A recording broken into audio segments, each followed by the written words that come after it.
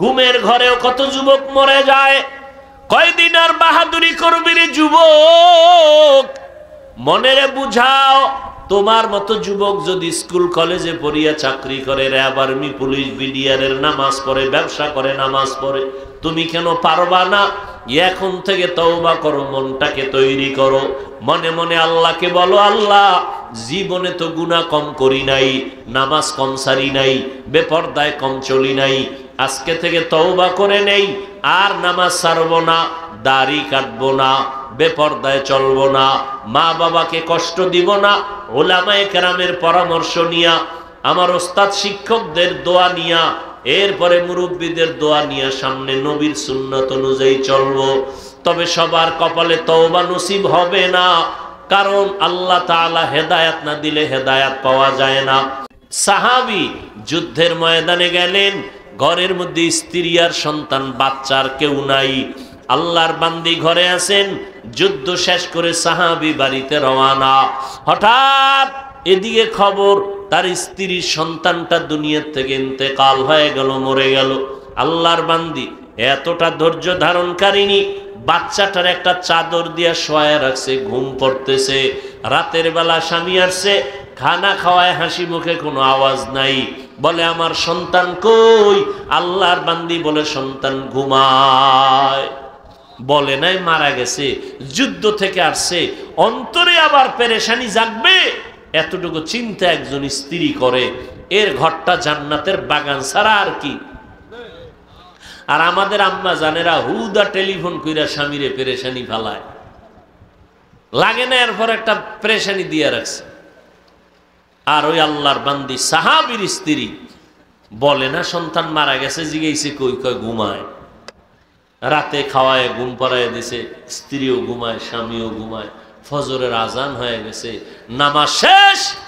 এইবার স্ত্রী কয়, স্বামী মনটা ভালো নি আপনার? কয় হ্যাঁ ভালো। একটা কথা বলবো, রাগ করবেন? কয় না তো।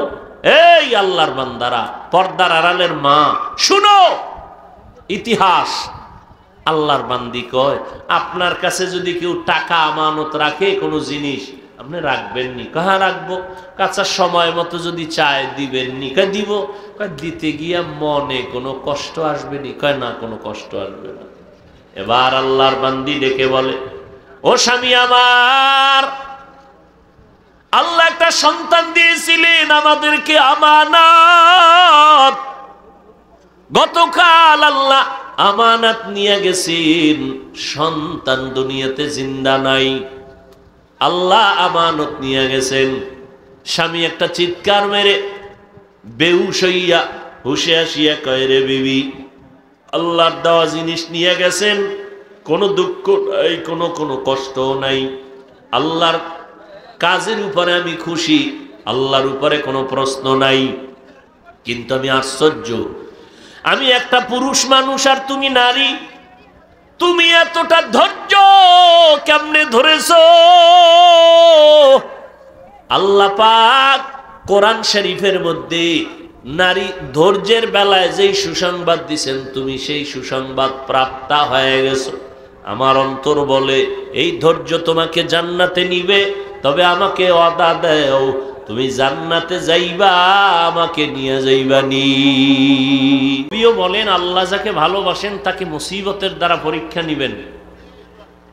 তাহলে বোঝা গেল মুসিবত আসা এটা আল্লাহর প্রিয় বান্দাদের জন্য বড় নেয়ামত, আল্লাহর প্রিয় বান্দাদের জন্য নেয়ামত। এজন্য আমাদের আকাবিরিন যারা আহলুল্লাহ, এরা মুসিবত আসলে আগে মাঝে মাঝে আলহামদুলিল্লাহ বলতেন, অথচ বলবে ইন্না লিল্লাহ। আলহামদুলিল্লাহ বলতেন কেন? ভাবতেন যে আল্লাহর কুদরতের নজর দিয়া নেয়ামত দিছেন, নেয়ামতের শুকর আদায় করলাম। মুসিবত আসে কখনো গুনাহের কারণে, কখনো আসে পরীক্ষামূলক, আল্লাহ ধৈর্যের পরীক্ষা নিবেন। আর কখনো আল্লাহ মুসিবত দিয়া বান্দার মর্যাদা বাড়াবেন। বান্দা যে আমল করে তাতে মর্যাদার কাছে যাবে না, কিন্তু আল্লাহর কাছে সে প্রিয়, আল্লাহ তাকে মুসিবত দিয়া মর্যাদা বাড়ায় দেন।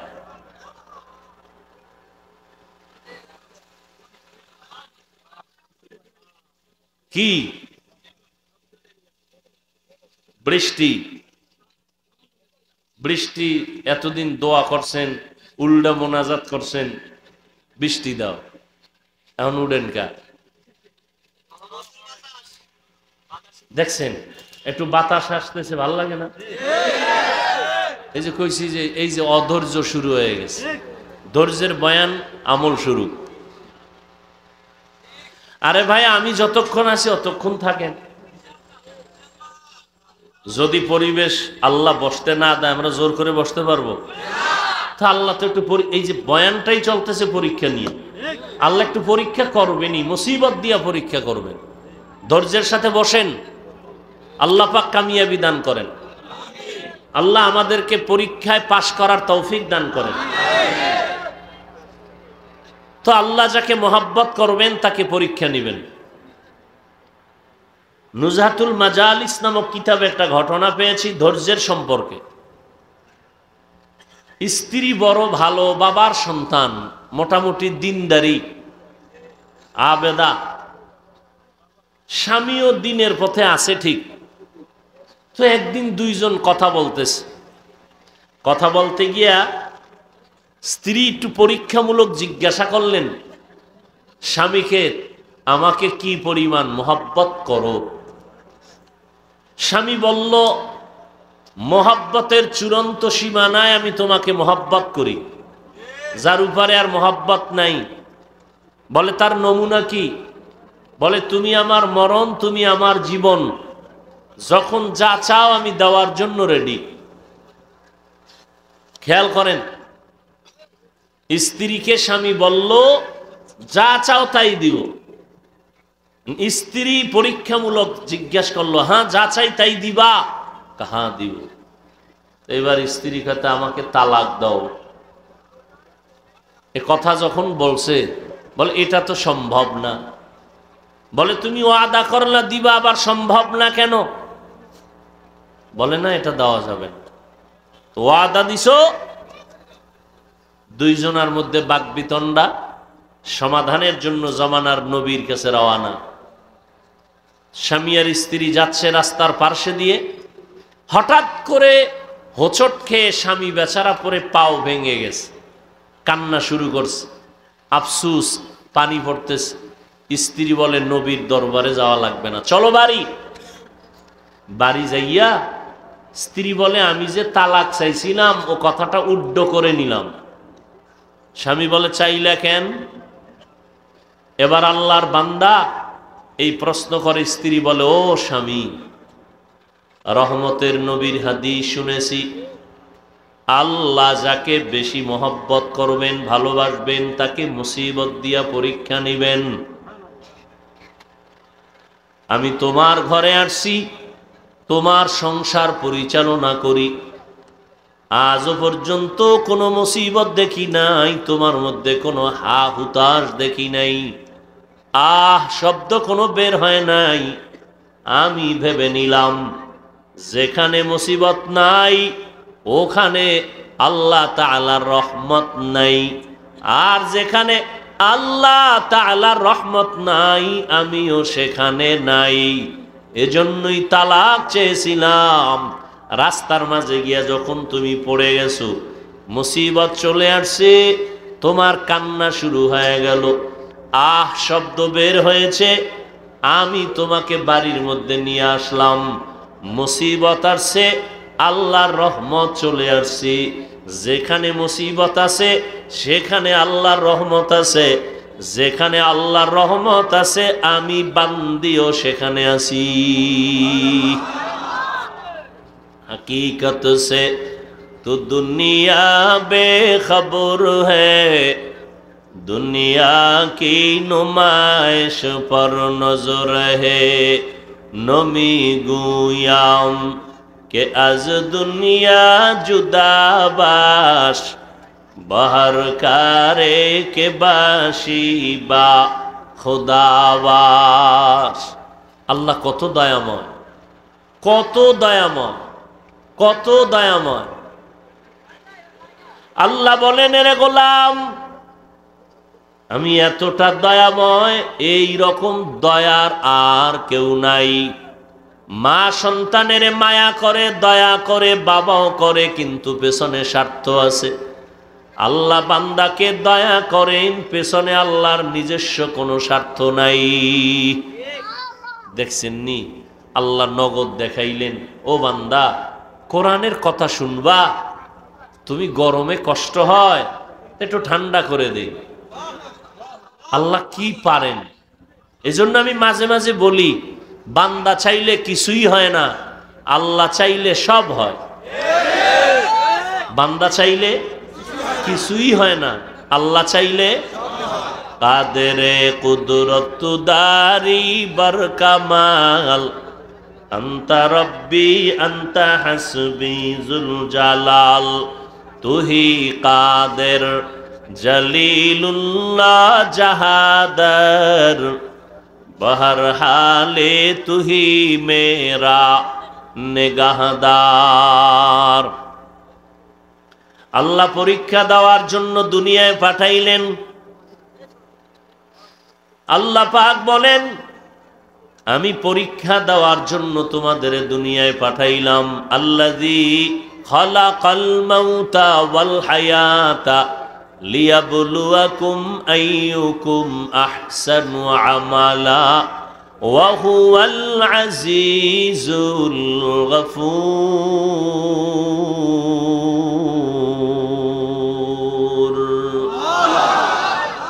আল্লাহ বলেন, আমি হায়াত মৌতের মাঝে তোমাকে পাঠাইলাম, আমি পরীক্ষা করে যাচাই করে দেখব কারা উত্তম আমল করে। আল্লাহ আমলের পরীক্ষার জন্য পাঠাইছেন। আল্লাহ দেখবেন কারা উত্তম আমল করে, ভালো আমল করে, বেশি আমল দেখবেন না। দুনিয়াটা পরীক্ষার হল, পরীক্ষার হলে কেউ ঘুমায় না, খায় না। দুনিয়াটা পরীক্ষার হল মুমিনের জন্য, এটা ঘুমানোর জায়গা না, আরামের জায়গা না। এজন্য পয়গম্বর বলেন, ক্বালান নবিয়্যু সাল্লাল্লাহু আলাইহি ওয়া আলিহি ওয়াসাল্লাম, আদ-দুনিয়া সিজনুল মুমিন ওয়া জান্নাতুল কাফির। দুনিয়াটা মুমিনদের জন্য জেলখানা, বেঈমানের জন্য বালাখানা। যত শান্তি বেঈমানরা দুনিয়ায় পাবে, মরণের পরে এদের অশান্তি শুরু হবে, আর শেষ হবে না। আর যত কষ্ট মুমিনেরা দুনিয়ায় পাবে, মরার পরে শান্তি শুরু হবে, আর কখনো শেষ হবে না। আল্লাহর নবী দুনিয়ার মুমিনদের জেলখানার সাথে তুলনা দিয়েছেন। জেলখানার মতো মুমিন দুনিয়ার মধ্যে থাকবা, তোমাদের এটা জেলখানা। জেলখানায় গেলে আসামি মন চায় না ওখানে আজীবন থাকবে। যারা আল্লাহর আশেক মুমিন, এরাও দুনিয়াতে আসছে ঠিক, কিন্তু দুনিয়াতে থাকার জন্য কখনো পাগল হবে না। কারণ এ দুনিয়াটা ক্ষণস্থায়ী। এ দুনিয়া সাজানো একটা গুলশান। বিউটি পার্লারে গিয়া কত কালো মানুষ সাদা হয়ে যায়, কিন্তু এই সাদার, এই সৌন্দর্যের কোনো ভ্যালু নাই। আল্লাহ বলেন, দুনিয়ার রং তামাশা দেখছো, স্বপ্নের মতো এগুলোর কোনো স্থায়িত্ব নাই। লা ইয়াগুররান্নাকা তাকাল্লুবুল্লাযীনা কাফারু ফিল বিলাদ, মাতাউন কালিলুন সুম্মা মাওয়াহুম জাহান্নাম ওয়া বিইসাল মিহাদ।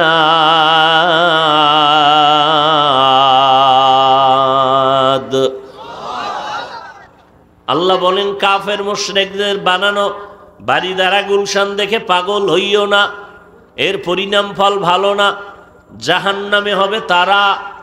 খবরদার দুনিয়ার জন্য পাগলামি করিও না। দুনিয়া তোমার গোলাম, তোমাকে বানাইছি আমি আল্লাহ তাআলার গোলাম। ক্বালান নবিয়্যু সাল্লাল্লাহু আলাইহি ওয়া আলিহি ওয়াসাল্লাম, আদ-দুনিয়া খুলিকাত লাকুম ওয়া আন্নাকুম খুলিকতুম লিল আখিরাহ। পয়গম্বর বলেন, দুনিয়া আল্লাহ মানুষের গোলামি করার জন্য বানাইছেন, আর মানুষকে আল্লাহ তার গোলামির জন্য বানাইছেন। এই দুনিয়াতে যারা ঠিকই আল্লাহর গোলামি করে তার জন্য দুনিয়ার সব গোলাম হয়ে কাজ করে। এটা কোন জেলা? আরে ভাই ভলিউমটা বাড়া। এটা চাঁদপুর জেলা না? শাহরাস্তি থানা। এই জেলায় আর একটা থানা আছে কচুয়া, আসেনি? কচুয়া থানার ভিতরে একটা নামি দামি গ্রাম আছে উজানি, আসেনি? আমি উজানির ছাত্র, আমি চাঁদপুর জাফরাবাদের ছাত্র। হ্যাঁ, ওই উজানির যে কারি ইব্রাহিম, কারি সাহেব কয়, আমগো দেশে কারি সাহেব মানে মনে হয় ছোটখাটো, কিন্তু উজানির কারি ইব্রাহিম তিনি জবরদস্ত আলেম। একদিকে আলেম আর একদিকে সে কারি। এটা তার ডিগ্রি। একটা মানুষের ডিগ্রি অনেকগুলো, অথচ তার মূল বাড়ি নোয়াখালী। আপনাকে পাশেই তো নোয়াখালী। ওই নোয়াখালীতে তার বাবা টাকার বাগান বানায় ঘুমাইতেন। আর তার সন্তান ইব্রাহিমকে আল্লাহ বাছাই করছেন, আল্লাহ সিলেকশন করেছেন। মানুষ একজনের চেয়ারে বসাইতে হলে কি করে? ইলেকশন। আল্লাহ কি করে? সিলেকশন করে। কারি ইব্রাহিমকে আল্লাহ সিলেকশন করছেন যে এর দিয়ে আল্লাহ দিনের খেদমত নিবেন। বাবার থেকে টান দিয়ে নিয়ে গেছেন ভারত। রশিদ আহমদ গাঙ্গুহি এই দুনিয়ায় আলেমদের মধ্যেও যারা বি গ্রুপে আছে, বিভিন্ন লাইনে আছে, এরাও রশিদ আহমদ গাঙ্গুহি কে, কত বড় আলেম সব বেদাতিরাও জানে, বাতেলরাও জানে, সব আলেমরা তাকে চিনে। রশিদ আহমদ গাঙ্গুহি কে? সেই রশিদ আহমদ গাঙ্গুহির নেক সোহবত পাইয়া পুরা মাওলানা হইয়া, শুধু কারি সাহেব না, আমগো দেশের উজানির কারি বা আরো কারিরা কেরাত পরে এক লাহানে। কারি ইব্রাহিম রহমতুল্লাহ আলাই তিনি 7 লাহানে কেরাত পড়তেন। এক আয়াত 7 ভাবে পড়া যায়। কোরআন তো ওইভাবে রসুল থেকেই শুরু হয়েছে, কিন্তু উম্মাতরা বিগড়ায় যাবে এজন্য একটা চালু হয়ে গেছে, কিন্তু 7 লাহানে পড়া যাবে। তিনি 7 লাহানে কোরআন শিখছেন, 7 লাইনে পড়া যায়। তো এবার লেখাপড়া শেষ, অন্তরের কিছু পাওয়ার নিলেন, মক্কায় গেলেন। ওখানে গিয়ে এক জায়গায় নামাজ পড়াইছেন। কণ্ঠের আওয়াজ আর তেলাওয়াত শুনে মক্কার মানুষরা বেকারার হয়ে রেখে দিলেন ওখানে। পরে এক পর্যায়ে ওই আরবের মেয়ে বিয়ে দিলেন। শর্ত কি? মেয়েকে বাংলাদেশে নেওয়া যাবে না। রশিদ আহমদ গাঙ্গুহি রহমতুল্লাহ আলাইহি চিঠি লেখলেন, ইব্রাহিম তুমি আর কত থাকবা, দেশে গিয়া খেদমত করো দিনের। চিঠি ভাই আর দেরি করা যায় না। বিবি কি করবা, থাকবা না যাবা? শর্ত তো না যাওয়া, কারণ আমি যাব। অনুমতি নাও, নিয়ে আসলেন। এই উজানির জমিনটা ছিল হিন্দুদের মালিকানায়, বিশাল জঙ্গল। খরিদ করলেন, করে জঙ্গল সাফ করার জন্য ভেতরে ঢুকলেন। ঢুকে দেখেন একটা পুরানো গম্বুজ। গম্বুজটা দেখেন, তিনি দেখছেন কত বছর আগে। সেই গম্বুজ আজও আছে, আজও আছে সেই গম্বুজটাই। এখন যে উজানি যদি কেউ যান, উজানির যে বিশাল বড় মসজিদ, ওই মসজিদের দক্ষিণ পশ্চিম কর্নারে ওই গম্বুজটা আজও আছে। গিয়ে দেখেন একটা বাঘ তার বাচ্চাকে দুধ পান করায়। তো ইব্রাহিম রহমতুল্লাহ আলাইহি বললেন, বাঘ বনি আদম বড় দামি জাতি, তার মধ্যে আমরা এখন বসবাস করব, তুমি তোমার গন্তব্য অন্য জায়গায় নিয়ে নাও, এটা আমরা আদম সন্তান থাকবো। কথাটা বলতে দেরি, বাঘ তার বাচ্চাকে নিয়ে রওয়ানা দিতে আর দেরি হয়নি। আপনারা তো সুবহানাল্লাহ বলছেন, যারা ওলিয়া উলিয়া মানে না এরা তো বলবে কাফের, নাউজুবিল্লাহ। আপনি বলবেন সুবহানাল্লাহ, হেরা কয় কি? আমি নাউজুবিল্লাহ ওয়ালাকে কেমনে বুঝাই? আচ্ছা, আমারে আপনারা গ্রামের মানুষ সহজে বুঝ দেই। আপনারা গরু নিয়ে হাল চাষ করেন এলাকায়, দেখছেন কখনো? কারা করে? বড় বড় হুজুরেরা, পাগড়িওয়ালারা, মোটামুটি সমাজের মোটামুটি একটু মূর্খ থার্ড ক্লাসের মানুষ, তাই তো ভাই? সত্য কথা স্বীকার করতে বলছি না? আচ্ছা, গরু নিয়ে যখন চাষাবাদ করে, সত্য কথা স্বীকার করেন, গরুটারে যখন ডানে কয়, ডানে যায়নি, বামে যাইতে গেলে যায়, দাঁড়াইতে গেলে দাঁড়ায়, তাহলে একটা গরু ওই রাখালের কথা শুনেনি? একটা বেনামাজির কথা গরু শুনে? বলে একটা বেনামাজি বেআমলওয়ালার কথা যদি গরু শুনে, একজন তাকওয়াওয়ালা তাহাজ্জুদওয়ালার কথা বাঘ শুনবে না কেন? বলেন, আপনাদের তো অনেক জ্ঞান, আমাদেরকে মনে করেন আমরা বোকা। একজনে দাঁড়ায় বলেন তো আমার এই কথার কাউন্টারে কি বলবেন আপনি? মানুষ দামি না বাঘ দামি? এক কথায় মানুষের থেকে দামি আর কোনো প্রাণী? দুনিয়ার যত প্রাণী সব মানুষের কি? একটু আগে বলছি কি? গোলাম। সমস্ত মখলুক মানুষের। মানুষ কার গোলাম? আপনি আল্লাহর গোলামি করেন, আপনি কলা গাছের সাথে কথা বলবেন, ও কলা গাছ আপনার ইশারা বুঝবে, আপনার কথা মানবে, কিন্তু আপনার জিহ্বা পবিত্র লাগবে, চোখ পবিত্র লাগবে। আপনি তো সেই গোলাম হন নাই, বরং আপনি হইছেন দুনিয়ার গোলাম।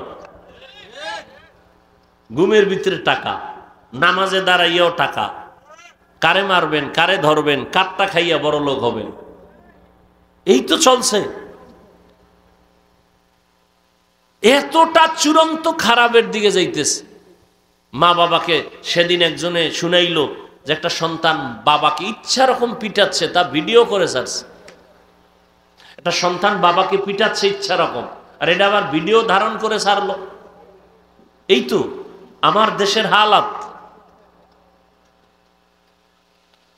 তো আমি যেটা বুঝাইতে চাইলাম যে আল্লাহর গোলাম যদি কেউ হয়, গোটা দুনিয়া তার গোলাম হবে, গোটা দুনিয়া তার কথা মানতে বাধ্য, গোলামি করতে বাধ্য। আপনাদের ঘরের আশেপাশে মুরগি আছে না? হাঁস আছে। আপনার আম্মা জান বা আপনার ঘরের যে বোন মুরগি টুরগির খানা টানা ওই মহিলা দেয় না? মুরগি মহিলার চিনেনি, ডাক দিলে আইনি। সন্ধ্যাবেলা হাঁসগুলো যখন ডাকে, আপনি ডাকলে জীবনও হইতো না, জীবনও না। গলাটা ফাটাইয়ে যদি ফালায় আবার চা খান, আবার ডাকেন, কোনোদিন হাঁস মালিক যখন ডাক দিবে, ওর ভাষা আছে, বুঝে ফেলাইছে, মালিক ডাকে, দে দৌড়, ঠিক নি? সকালবেলা মুরগিটা ছাইরে দিলে, ঘরের মধ্যে মালিক কিন্তু দুইজন, আমিও আছি, আমার বউ আছে। মুরগি আমার দিকে যায় না বোর দিকে যায়? ও মালিক ভালো করে চিনছে যে না, এর কাছে গেলে খাওয়ান নেই, জাগা মতো গেলে খাওয়ান পাবো। মুরগিরে ডাক দিলে আইনি। তো একটা মা এর কথা যদি হাঁস বুঝে শুনে আর তার কমন মানে, কেমনে বুঝাইতাম? ওই নাউজুবিল্লাহর পার্টিরে কেমনে বুঝাইতাম বলেন তো? এই সাপ দেখলে সবাই ভয় পায় না? কিন্তু দেখেন তো যারা সাপ নিয়ে সাধনা করে, ওরা গলায় পেঁচায়, ওরা পাশে বসে খানা খায়। শুধু বড়রা না, বাচ্চাগুলোও সাপ ধরে, ধরে না? অথচ আমরা সাপ দেখলে এই এলাকায় কেউ থাকবে না। সহজ কথা কেন বুঝেন না? আপনি আল্লাহর গোলাম হন, গোটা দুনিয়া আপনার গোলাম হন ইনশাআল্লাহ। হ্যাঁ, কিন্তু আমরা গোলাম হয়ে গেছি এখন দুনিয়ার, টাকার পিছনে ঘুরি, দুনিয়ার পিছনে ঘুরি, যে কারণে আমরা দুনিয়াও পাই না, আল্লাহরও পাই না। ওই যে একটা গ্রামে প্রবাদ আছে না, ময়ূরে নাকি না কাউয়ায়, কোনটা এরকম একটা কথা আছে না?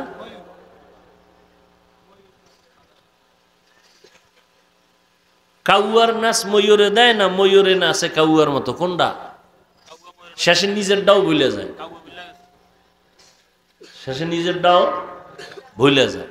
এই যারা দুনিয়া পাওয়ার জন্য দৌড়ায়, আল্লাহর কসম, যারা দুনিয়ার জন্য দৌড়ায় আখেরাতকে লাথি মেরে, এরা দুনিয়াও পায় নাই, আখেরাতও পায় নাই। আচ্ছা, দুনিয়ার পিছনে দৌড়ানোর টার্গেট কি? সম্মানে থাকবো, শান্তিতে থাকবো, ঠিক? আমাকে একজন দেখান তো সুদ ঘুষ খাইয়া, হারাম খাইয়া 10 তলা 20 তলা বিল্ডিং করে একজনেও কি শান্তিতে আছে? সম্মান কিসের সম্মান? কিসের সম্মান? সম্মানের পিছনে জুতা মোবারক রেডি। কথা ঠিক নেই? আমরা চেয়ারে বসছি, চেয়ারম্যানও চেয়ারে বয়নি। চেয়ারম্যানের চেয়ারের মেয়াদ আছে, কোরআনওয়ালার চেয়ারের কোনো মেয়াদ নাই। সম্মান কে দেয়? আর আমরা যারা ফকিন্নি, আমগো যারা বোকা বলেন, আমরা দুনিয়াদারি বুঝি না, আখেরাত লইয়া একটু চিল্লাই, বলেন তো আমগো সম্মান কম? সত্য কথাটা বলেন না, কম। কে দিছেন? আমরা অশান্তিতে আছি। হ্যাঁ, জাহিরি ভাবে দেখবেন আপনার মাসে ইনকাম 50, টেবিলের তলে 50। কত হইছে? আমগো ইনকাম মাসে গ্রাম্য হুজুরের 10,000, বাকি 6 মাস। ঠিক? এরপরে হুজুরে ভিক্ষা করছে। কোনদিন জুমায় খাড়ায় কইছে আজকে বেতন ঠিক মতো না দিলে আসর থেকে সূরাটা উল্টা হবে? কইছে কোন হুজুর? অথচ হুজুরের ঘরে খানেওয়ালার পেটের সংখ্যা কি? আমনের ঘরে সংখ্যা কম না? কারণ আমি তো ট্যাবলেট খেয়ে লাইছেন।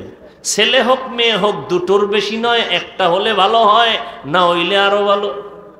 আর হুজুর কয় যত পারো সন্তান জন্মাও। মদিনাওয়ালা কইছে ওই বাড়ির মাইয়া বিয়া করো যেই বাড়িতে সন্তান বেশি। আমি কিয়ামতের দিন উম্মত আমার বেশি হবে ঈসা নবীর উম্মতের থেকে, নূহ নবীর উম্মতের থেকে, মূসা নবীর উম্মত থেকে আমার উম্মত বেশি হবে। আমি গর্ব করে জান্নাতে ঢুকবো। নবী কয় উম্মত বাড়াও, আপনি ট্যাবলেট খায় এখন কমাও। আচ্ছা ঠিক আছে, আপনার কথা 1 মিনিটের জন্য মানছি। এবার পণ্ডিত সাহেবরা, শিক্ষিত আল্লাহর বান্দারা আমাকে বলুন তো, ট্যাবলেট খাওয়ার পরে আমার দেশে জনসংখ্যা কি পরিমাণ কম? বলেন। বাড়ছে তো ট্যাবলেট কই? স্লোগান কই? ছেলে হোক মেয়ে হোক দুটোর বেশি না। ওই যে একটু আগে কইছিলাম মনে আছে, বান্দা চাইলে কিছুই হয় না, আল্লাহ চাইলে সব হয়। এখন একজনে কিছু চালাক আছে না, কইব হুজুরেরা বাড়াইছে। খারাপ। আচ্ছা দেখেন তো এই প্যান্ডেলের ভিতরে এই ছোট ছোট সন্তান যারা 22 বছর 15 বছর 20 বছর, এটি হুজুর নি? একটাও হুজুর? এটি বাড়াইছে আমরা। जिंदगी में बंदगी तू करना है, जिंदगी में बंदगी। ওই যে গেছে একদল ভাগছে, তুফান আইয়ে। একটা ঘটনা পড়ছি ইতিহাসে, মূসা নবীর লাগে ফেরাউন পারে না। চিন্তা করলো মুসার লাগে পারি না কেন, আমি তো খোদা। মিশরের কি এই যুবকেরা যেটি গেছি গা কপাল গেছে গা, ওইটা বুঝানোর জন্য ঘটনাটা টানতেছে। এখন ফেরাউন মুসার লাগে পারে না। মুসা একা, সাথে আছে ভাই হারুন। এর কোনো শক্তি নাই, জনসংখ্যা নাই, ধনবল জনবল কিচ্ছু নাই। আমার টাকা পয়সার অভাব নাই, জনসংখ্যার অভাব নাই, সৈন্যবাহিনীর অভাব নাই, ভক্তের অভাব নাই, মুসার লগে পারি না কেন? তো একটা কয় যাহাব না মুসার লাডি, এইটা একটা যন্ত্র। তাই এটার চুরি করা যাইব না, এটার এইটারে সরাইতে, এইটারে সরাইতে ভালোই কাম। ফের অন্য কথা, তোরা তো পারতি না, ও লাডিটা আমি চুরি করুন। তো মুসারে একা কোনানে দেখো, এটা তদন্ত করো, একা কোথায় থাকে। তো ঘুরতে ঘুরতে ঘুরতে ঘুরতে একদিন খবর হয়েছে একটা খোলা ময়দানে মুসা হাতেরে বালিশ বানায় ঘুমায়, লাডি এক পাশে একটু দূরে। ফেরাউনকে এই চান্স ছাড়া যায় না, তো কিছু বাহিনী টাহিনী লয়ে লাডি আনতে রওনা। মাঠের কাছে যে হাসতে থমকে দাঁড়ায় গেছে, চিন্তা জামু না জামু না জামু। এবার কদ্দুর যায়, আবার দাঁড়ায়, তো কি করি। আবার ওদিক খেয়াল, মুসা আবার যদি একটু সজাগ হয়ে যায় তা আর এক ভয়। এটা আল্লাহ পাকের একটা কুদরত। যারা খাঁটি আল্লাহর গোলাম এদের কিচ্ছু নাই, কিন্তু যত দুশ্মন হোক সামনে এসে চেহারার দিয়ে তাকাইলে ও আসমান জমিন বরাবর আগুন থাকলো মোমের মতো পানি হয়ে যায় দেখলেই। ফেরাউন কিছু দূর যায়, আবার একটু ব্যাক করে, আবার দাঁড়ায়, এভাবে করতে করতে করতে করতে একেবারে কাছাকাছি। আর 2-3টা ধাক্কা মারলেই লাগিয়ে লয়ে দৌড়। এর মধ্যে মুসা নবী তো চোখ বন্ধ, লাডির জায়গায়। মুসা নবী খেলে একটু পার্শ্ব পরিবর্তন করছে, এক কাইতে ছিল আর এক কাইতে। এই যে একটা নাড়া দিয়ে উঠছে না ফেরাউন দৌড়। বক্তারা কয় কি ও কয় আইয়ে, কি কয় আইয়ে, এমন দৌড় দিছে। এক দৌড়ে নাকি ঐতিহাসিকরা বলছে, আমি হাদিসে টাদিসে পাই না, তোমরা আবার এই ফেসবুকের গোষ্ঠী কোন প্যাচ লাগাও আবার আলেমদের বিরুদ্ধে লেখা, তোমরা তো বইয়েই খাও ছিদ্রান্বেষণ করার জন্য। ইতিহাসের কিতাবে আছে এই যে একটা দৌড় ফেরাউন দিছে 400 বার খালি পাতলা পায়খানা হয়েছে এক দৌড়ে। এই যে গেল আইয়ে কইয়া, আইজো দৌড় খাইলো দৌড়। মাওলার কুদরত দেখেন তো, যারা জান নাই আপনারা ঠকছেন না কি? আপনারা ঠগেন নাই? যারা গেছি গিয়ারা জিততে গেছে। दुनिया में हो दुनिया का तलबगार ना हो, बाजार से गुजर हो खरीदार ना हो, ये दुनिया एक मिसल कागज फूल है, ये दुनिया एक मिसल कागज फूल है, जिंदगी में बंदगी तू कौन नहीं, जिंदगी में बंदगी तू कर नहीं, जिंदगी बे बंदगी शर्मिंदा है, जिंदगी बे बंदगी शर्मिंदा है, जिंदगी में बंदगी कुन बंदगी, जिंदगी बे बंदगी शर्मिंदगी। আল্লাহ ও মানুষ, আমি মুমিনের পরীক্ষা দেওয়ার জন্য দুনিয়ায় পাঠাইলাম। আমি আমলের পরীক্ষা নিব, দেখব কারা ভালো আমল করে। বেশি আমল আল্লাহ দেখবেন না, আহসানু আমালা বলেছেন, আল্লাহ ভালো আমল দেখবেন। তবে কোন দিনের আমলটা ভালো আমারও জানা নাই, আপনারও জানা নাই। এজন্য আমল বন্ধ করা যাবে না, আমল চালু রাখতে থাকো। একদিন আমল করতে করতে করতে করতে এক সময় ইখলাস চলে আসবে, আল্লাহর মোহাব্বত ভরে আমল হবে। জীবনে 50,000 সেজদা দিবা, এক সেজদা যদি আল্লাহর কাছে ভালো বলে কবুল হয়, তোমার 49,000 সেজদা যদি কাজে নাও লাগে, ওই এক সেজদা জান্নাত ওয়াজিব করে ফেলবে। আতিনা ফি দারে দুনিয়া না হাসান, আতিনা ফি দারে উকবা না হাসান, ইয়া গিয়াসাল মুস্তাগীসিন ইহদিনা লিফতিখারা बिल उलूम वल गिना, हर घड़ी देने को तू तैयार है, जो न मांगे उससे तू बेजार है। আল্লাহ পাক রব্বুল আলামিন বলেন, আমি আমলের পরীক্ষা নিব। অন্য আয়াতে আল্লাহ বলেন, আমি 5টা জিনিসের দ্বারা পরীক্ষা নিব। পাস যারা করতে চাও, তোমাদের জন্য একটা পুঁজি লাগবে। ওই পুঁজিটা না থাকলে কেউ পরীক্ষায় পাস করতে পারবা না। ওই পুঁজিটার নাম হলো ধৈর্য। পুঁজির নাম কি? ওই পুঁজি না থাকলে পাস করা যাবে। এই ধৈর্য আবার তিন প্রকার।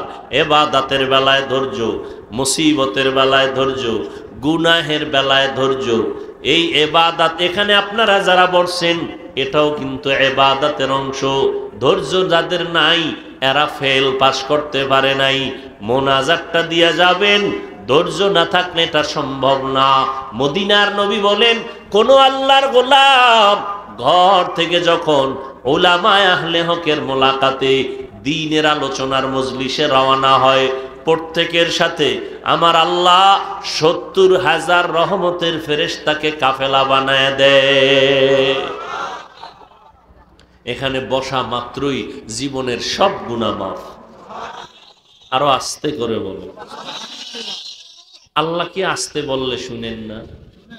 শুনেন না তো জোরে বলার দরকার কি? আজকে ফজর থেকে ফরজ নামাজের কেরাতগুলো ইমামকে বলবেন আস্তে পড়ো, আল্লাহ আস্তে বললো শুনেন। চলবে চালাকি? যুক্তি চলবে?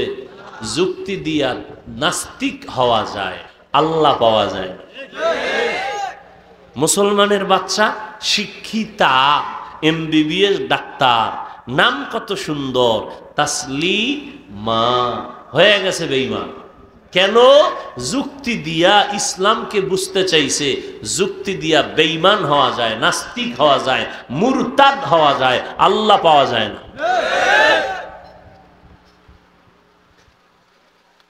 ভাইরা আমার, আল্লাহ 5টা জিনিসের দ্বারা পরীক্ষা নিবেন।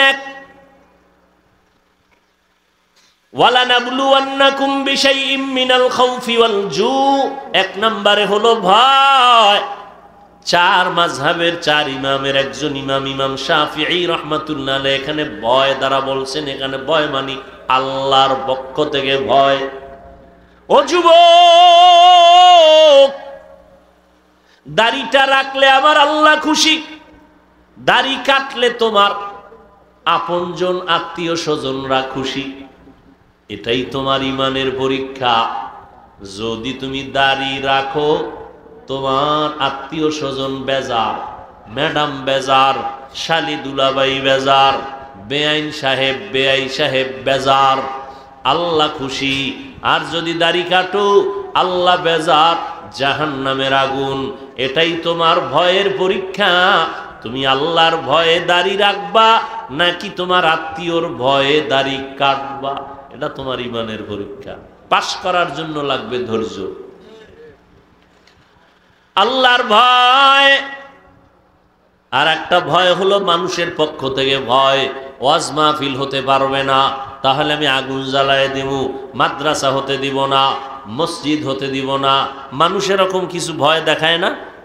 ফিলিস্তিনের জমিনে ইসরায়েলি জালেমদের ভয়। এই জমিনে মুসলমান থাকতে দিবে না। এখানে ফিলিস্তিনের মাজলুম মুসলমান বলে কল্লা দিতে পারি, আমার আল্লাহরে বেজার করতে পারি না। এরা আল্লাহর ভয়কে জয় করিয়া ওখানে তারা বিজয়ের মালা গলায় পরে শাহাদাতের দরজা দিয়া বিনা হিসাবে জান্নাতে যায়। একজন আব্বা যান, তিনি মানুষের ঘুরা ঘুরা হাসে আর মিষ্টি খাওয়ায়। সাংবাদিকরা বলে, ও ফিলিস্তিনি ভাই, মিষ্টি খাওয়াও কেন, আনন্দ কেন? আমার 2 সন্তান এই জালেমের জুলুমের শিকার হইয়া শাহাদাতের দরজা দিয়ে আমার সন্তান জান্নাতে গেছে, আমি আনন্দিত। আমিও রেডি হয়ে যাইতেছি, এই শাহাদাতের দরজা দিয়ে জান্নাতে চলে যাব। শাহাদাতের মরণ, সোজা বিনা হিসাবে জান্নাত পাওয়ার মরণ। তো এখানেও ঝামেলা আছে, যদি মানুষকে দেখানোর জন্য কোনো রিয়া ঢুকে যায়। ভাইরা আমার, আল্লাহর ভয় দ্বিতীয়, সংক্ষেপ বললাম। দ্বিতীয়টা হলো ক্ষুধার দ্বারা আল্লাহ পরীক্ষা নিবেন। ক্ষুধা, ইমাম শাফিঈ রাহমাতুল্লাহ আলাইহি বলেন, এখানে ক্ষুধা মানে হলো রোজা। রোজা আল্লাহ ক্ষুধা দিয়া পরীক্ষা নেয়। এই যে রমাজান গেল, কত মুসলমান রোজা রাখে নাই, বলছে আমার ঘরে কি ভাতের অভাব, আমি রোজা রাখবো কেন? এরম বলনেওয়ালা ছিল না? রোজা রাখে নাই। আচ্ছা, আমরা কি ভাতের অভাবে রোজা রাখছি? হ্যাঁ, রোজা তো হিন্দুরাও রাখে, খ্রিস্টানদের ধর্মের রোজা আছে, বেঈমান সবাই রোজা রাখে, বৌদ্ধরাও রাখে, খ্রিস্টান ইহুদিরাও রাখে, সব ধর্মে, তবে নাম আলাদা, তাদের সিস্টেম আলাদা। তারা এক কথায় বলে না খাওয়ার সাধনা। আমরা না খাওয়ার সাধনা বলি না, আমরা বলি না খাওয়ার ভেতর থেকে আল্লাহ পাওয়ার সাধনা। কুতিবা আলাইকুমুস সিয়াম কামা কুতিবা আলাল্লাযীনা মিন ক্বাবলিকুম লাআল্লাকুম তাত্তাকুন। ক্ষুধার মাধ্যমে অর্থাৎ রোজা। ও বান্দা, এই পরীক্ষায় পাশ করো, একটা রোজা ভাঙ্গা তো যাবেই না। আরে রোজা তো শুধু আখিরাতের সওয়াব তাই না, শরীর ঠিক রাখার জন্য রোজা অপরিহার্য একটা ঔষধ। একটা হিন্দু রোজার মাসে একটা লেখা দিছে, একজনে আমাকে দেখাইলো, বিশাল লেখা, রোজা শরীরের কি কি উপকার করে। সারাটা দিন না খাইয়া রোজা রাখছো, তোমার শরীরের মধ্যে যত ব্যাকটেরিয়া আছে সবগুলো মেরে ফেলছে সারাদিন না খাওয়ার কারণে। তোমার এই রোজাটা শরীরকে কন্ট্রোল করে, সুস্থ রাখে। অতএব তুমি সুস্থ যদি থাকতে চাও রোজা রাখো। এজন্যই পৃথিবীর শ্রেষ্ঠ ডাক্তার, ডাক্তারদের ডাক্তার, মুফাসসিরদের মুফাসসির, মুহাদ্দিসগণের মুহাদ্দিস, সমস্ত মুফতিদের শ্রেষ্ঠ মুফতি, রাহমাতুল লিল আলামিন, শুধু রমজান না, প্রত্যেক সোমবার এবং বৃহস্পতিবার সপ্তাহে নবী রোজা রাখতেন। সোমবার আর বৃহস্পতিবার রোজা রাখবেন। একটু কষ্ট হবে, অভ্যাস করে ফেলাইলে দেখবেন শরীর তাজা, রোগ সব কম হবে। 3 নাম্বার পরীক্ষা হলো ওয়ানাকসিম মিনাল আমওয়াল, সম্পদের ঘাটতি। ইমাম শাফিঈ রাহমাতুল্লাহ আলাইহি বলেন, সম্পদের ঘাটতি মানে হলো যাকাত। কিয়ামতের আগে বড় লোকেরা যাকাত দিবে না, যাকাত দেওয়াটাকে জরিমানা মনে করে। অথচ আমি তো চ্যালেঞ্জ দিয়া বলি, আল্লাহর জাতের কসম, এই জমিনে বারবার আমরা ব্যানার দেখি, সাইনবোর্ড দেখি রাস্তার পাশে, দারিদ্র বিমোচন করো, দারিদ্র বিমোচন। আল্লাহর কসম, এই দেশে যতদিন পর্যন্ত পাই টু পাই হিসাব করে যাকাত বড় লোকেরা দিবে না, ততদিন পর্যন্ত দারিদ্র বিমোচন হবে না। আর যাকাত ঠিক মতো দিবে, দারিদ্রতা থাকবেই না ইনশাআল্লাহ। ও ভাই, ধনী বানায় কে? গরিব বানায় কে? এই জন্য আল্লাহ আইন করছে, ধনীরা তো ধনী, গরিবেরও সবল বানাও, যাকাত দিয়ে দাও। এটা যাকাতের 100 টাকা 2.5 টাকার মালিক তুমি না, এটা গরিব, গরিবকে দিয়ে দাও। ইয়া আইয়ুহান নাস আনতুমুল ফুকারাউ ইলাল্লাহ ওয়াল্লাহু হুয়াল গানিয়্যুল হামিদ।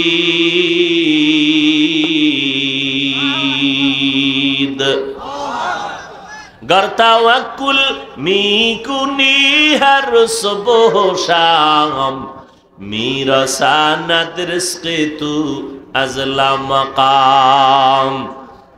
আল্লাহ মালের ঘাটতি দিয়া পরীক্ষা নিবেন, অর্থাৎ যাকাত দাও। গরিবেরা তো যাকাত দিতে পারবে না, আল্লাহ বলেন তোমরা জানের কোরবানি করো, জান দিয়া আল্লাহর রাস্তায় পরীক্ষায় নেমে যাও। ইমাম শাফিঈ রাহমাতুল্লাহ আলাইহি বলেন, জানের ঘাটতি দ্বারা এখানে উদ্দেশ্য হলো রোগ বিমার, অসুস্থতা। আল্লাহ মাঝে মাঝে সুস্থ মানুষটারে অসুস্থ বানাইয়া পরীক্ষা করবেন। পাস যদি করতে চাও, ধৈর্যের পাহাড় লাগবে। ধৈর্য ছাড়া তুমি আগাইতে পারবা না। ধৈর্য এমন একটা সম্পদ, যারা অর্জন করবা আল্লাহ তাদের শ্রেষ্ঠ 2টা পুরস্কার দিবেন। একটা দিবেন দুনিয়াতে, আর একটা দিবেন পরকালে। দুনিয়ার পুরস্কার, আল্লাহ বলে ধৈর্য ধারণকারী আমি আল্লাহ তোমার সাথী হয়ে থাকবো, আল্লাহ সঙ্গী হয়ে যাবেন। আখিরাতের পুরস্কার, আল্লাহ বিনা হিসাবে জান্নাত দিয়ে দিবেন। সুবহানাল্লাহ, আসে না? ওরে আল্লাহর গোলাম, ফলের ঘাটতি, বলে ফল মানে এখানে সন্তান। আল্লাহ সন্তান দিয়া মাঝে মাঝে পরীক্ষায় ফালাবেন। ও পর্দার আড়ালের আম্মা জান, আল্লাহ সন্তান দিছেন বড় নেয়ামত, এটা পরীক্ষা হিসাবে। সন্তানটাকে মানুষ বানাইবেন। আপনি ডাক্তার বানান, ইঞ্জিনিয়ার বানান, আদর্শ শিখায় যান। আদর্শ ডাক্তার হবে, আল্লাহর কোরআন পড়বে, ডাক্তারি করিয়াও মা বাবার জন্য দোয়া করবে, মানুষ তার জন্য দোয়া করবে। ও আম্মা জানেরা, সন্তান হলে জমিনের পরীক্ষা। আল্লাহ বলেন, ইন্নামা আমওয়ালুকুম ওয়া আওলাদুকুম ফিতনা। দুনিয়ার সম্পদ আর সন্তান হলো পরীক্ষার বস্তু। ধৈর্যের সাথে পাহাড় হইয়া তুমি মোকাবেলা করো, পাশ করার জন্য চেষ্টা করো। সন্তান দুনিয়াতে আল্লাহ দিয়েছেন, আল্লাহ মাঝে মাঝে নিয়ে যাবেন। ধৈর্য। ও আল্লাহর বান্দা, ও যুবক, আজকে আমিও তো তোমার মতো প্যান্ট শার্ট টাই লাগায় দাড়ি খাইটা রাস্তায় চললে কেউ আমারে বাধা দিত না, কিন্তু এই টুপি মাথায় দিলে মাথা গরম, জামার কারণে শরীর গরম, সব বুঝি, তারপরও কেন নামাজ ছাড়ি না, বেপরদায় চলি না। ও যুবক বাবা, আমি এতক্ষণ তোমাদের চিল্লায় যে বয়ান করলাম, একবারও আমি বলি নাই স্কুল কলেজ বাদ দিয়া চলে আসো, মাদ্রাসায় হুজুর হও। একবারও বলি না তাবলীগ না করলে জাহান্নামে যেতে হবে। আমি বড় আশা দিয়ে আশ্বাস দিয়ে গেলাম, স্কুলে পড়ো, কলেজে পড়ো, বাধা নাই, নবীর তরিকা মতো চলো, মা বাবার দোয়া নাও, আলেমের পরামর্শ নাও, মুরব্বীর সাথে কোনো বেয়াদবি করবা না। বলবা, হাফিজ ভাই, এটা আপনার দ্বারা সম্ভব, আমরা কেমনে করব? আমরা তো ভালো পরিবেশে থাকি না। এবার তোমার বিবেকের কাছে আমার প্রশ্ন, বাবা, তোমার মতো যুবক জীবনে মাদ্রাসায় পড়ে নাই, স্কুলে পড়ে, কলেজে পড়ে, চাকরি করে, ব্যবসা করে, তুমি আমাকে জবাব দাও, এই লাইনে থাকিয়াও 5 ওয়াক্ত নামাজ পড়ে আছে না নাই? তাহলে তুমি কেন পারবা না? মনটাকে বুঝাও রে যুবক। তোমার মতো যুবক কৃষি কাজ করে, নামাজ ছাড়ে না, তুমি কেন পারো না? তোমার মতো যুবক নদীর মধ্যে মাছ ধরে, নামাজ ছাড়ে না, তুমি কেন পারবা না রে বাবা? কয়দিন আর বাহাদুরি করবা? দেখো না, এই যে রোজার ঈদটা গেল, কত মানুষ গেল, মইরা একসাথে 22 জন মারা গেছে, 14 জন নাই, 11 জন নাই, বেশিরভাগ লাশ যুবক। যুবক, তাজা তাজা যুবক। ঘুমের ঘরেও কত যুবক মরে যায়। কয়দিন আর বাহাদুরি করবি রে যুবক? মনেরে বুঝাও, তোমার মতো যুবক যদি স্কুল কলেজে পড়িয়া চাকরি করে, র্যাব, আর্মি, পুলিশ, বিডিআরের নামাজ পড়ে, ব্যবসা করে, নামাজ পড়ে, তুমি কেন পারবা না? এখন থেকে তওবা করো, মনটাকে তৈরি করো, মনে মনে আল্লাহকে বলো, আল্লাহ, জীবনে তো গুনাহ কম করি নাই, নামাজ কম সারি নাই, বেপরদায় কম চলি নাই, আজকে থেকে তওবা করে নেই, আর নামাজ ছাড়বো না, দাড়ি কাটবো না, বেপরদায় চলবো না, মা বাবাকে কষ্ট দিব না, উলামায়ে কেরামের পরামর্শ নিয়া, আমার ওস্তাদ শিক্ষকদের দোয়া নিয়া, এরপরে মুরব্বীদের দোয়া নিয়া সামনে নবীর সুন্নাত অনুযায়ী চলবো। তবে সবার কপালে তওবা নসিব হবে না, কারণ আল্লাহ তাআলা হেদায়েত না দিলে হেদায়েত পাওয়া যায় না। নবীজি বয়ান করলেন, আবু জাহাল এত বয়ান শুনিয়াও কালেমা পড়ে না, আর ওমরের মতো বান্দা নবীকে জবাই করতে আসিয়াও কালেমা পড়ে নেয়। হেদায়াতের চাবি আল্লাহর হাতে, জানি না কার দিলটা নরম, কে হেদায়াত পাবে, কোন আল্লাহর বান্দা এখান থেকে তওবা করে যাবে। জীবনে তো কম গুনাহ করি নাই, আজকে থেকে চাকরি করি, স্কুলে পড়ি, আর যা করি, আর নামাজ ছাড়বো না, বেপরদায় চলবো না, মা বাবার সাথে বেয়াদবি করবো না, উলামায়ে কেরামের দোয়া নিয়ে, পরামর্শ নিয়ে নবীর তরিকায় চলবো। তওবা করার মতো যদি কারো অন্তর তৈরি হয়, অন্তরে যদি মুনাফিকি দুর্বলতা না থাকে, যাদের অন্তর তৈরি আছে তওবা করার জন্য, আমি তাদেরকে বলবো, দুটো হাত আমার আল্লাহকে দেখায়া দাও। আয় আল্লাহ, হাত কবুল করে নেন, তওবা কবুল করে নেন, তওবার উপরে মজবুত হইয়া চলার মতো তৌফিক দান করেন, আমিন। আলহামদুলিল্লাহি রাব্বিল আলামিন, ওয়াসসালাতু ওয়াসসালামু আলা সাইয়্যিদিল আম্বিয়াই ওয়াল মুরসালিন ওয়া আলা আলিহি ওয়া আসহাবিহি আজমাইন। ইয়া আরহামার রাহিমিন, ইয়া আরহামার রাহিমিন, ইয়া আরহামার রাহিমিন, রব্বিরহামহুমা কামা রব্বায়ানি সগীরা। আল্লাহুম্মা ইন্নাকা আফুউন কারীম তুহিব্বুল আফওয়া ফা'ফু আন্না। আল্লাহুম্মা ইন্না নাসআলুকা রিযাকা ওয়াল জান্নাহ ওয়া নাউযু বিকা মিন সাখাতিকা ওয়ান নার। ও দয়ার মালিক, কুদরতের নজর দিয়ে তাকায় দেখি আমরা গুনার বোঝা নিয়ে আপনার দরওয়াজায় হাজির হয়ে গেল। প্রচন্ড গরম, আবার প্রচন্ড তুফানের পূর্বাভাস, এরপরও আপনার গোলামরায় ময়দান ছেড়ে বাসায় যায় নাই। দুনিয়ার বাড়িওয়ালাদের দরজা বন্ধ, আপনার রহমতের দরজা তো বন্ধ নাই। আমরা গুনাহগার, তওবার নিয়ত করে হাত তুলেছি, আর গুনাহ করব না, আর নামাজ ছাড়ব না, বেপরদায় চলব না, আর দাড়ি কাটব না, মা বাবার সাথে বেয়াদবি করব না, শিক্ষকের সাথে বেয়াদবি করব না, মুরব্বীদের দোয়া নিয়া, ওলামায়ে কেরামের দোয়া নিয়া, নবীজির সুন্নত অনুযায়ী